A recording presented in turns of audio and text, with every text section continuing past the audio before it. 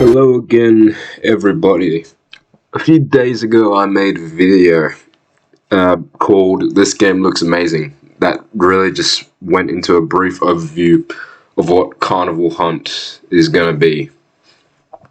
In this video I want to dedicate more time to the specifics and what the developers have in mind for their game and the future of their game. So first off, we have the gear system that's going to be implemented into the game. As the monsters and the bunnies in the game, respectively, are these wind-up creations or entities, there will be a system in place whereby players can upgrade or revive other players with certain gears. For the monster, this will most likely just be upgrade gears that they can collect throughout the game.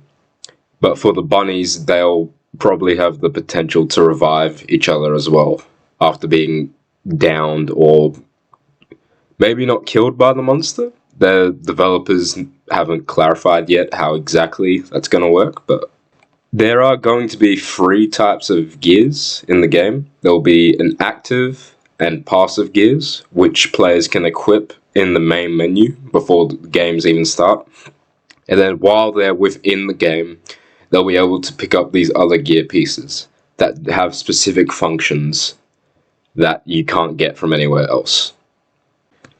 Of course, since this game is asymmetric, you will either be able to play as a bunny alongside other teammates, or you can play single player alone as the monster, in this case being the magician. And although there's only the magician and the bunnies as it stands right now, the developers have mentioned that if the game does succeed well enough and everything goes okay, then they would be looking to implement more monsters and more possibly other types of survivors, I guess you would call them, into the future.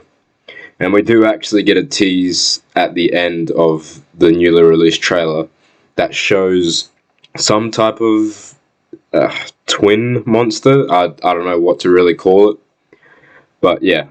The sole objective of the bunnies will be to ascend to the top of the carnival. To do this will be a bit difficult because you can't just climb levels by foot. The bunnies will have to activate certain mechanisms and use particular tools to climb higher and higher until they're able to escape. However, once some bunnies have reached the higher levels, they can then implement shortcuts for their teammates to get to those higher levels as well. The magician, or the monster, has the sole purpose of stopping the bunnies from ever reaching the top of the carnival and being able to escape. There are a number of ways that they can do this.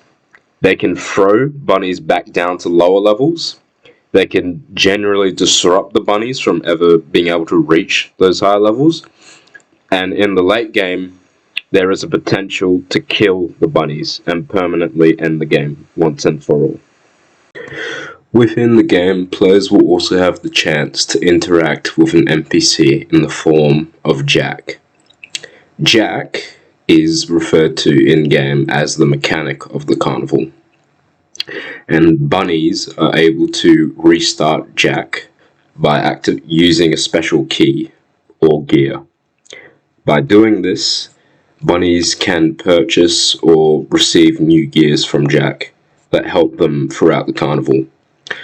I'm not sure if this is the skill gears that the developers were referring to that can only be found while in game, but nonetheless, I think it's a pretty good addition.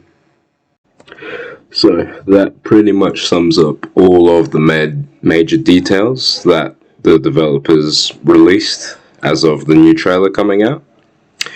And we don't yet have a confirmed release date of when Carnival Hunt will actually be out, available on Steam or any other platforms. But hopefully it should be eventually sometime in 2023. But we'll just have to see. So, bye.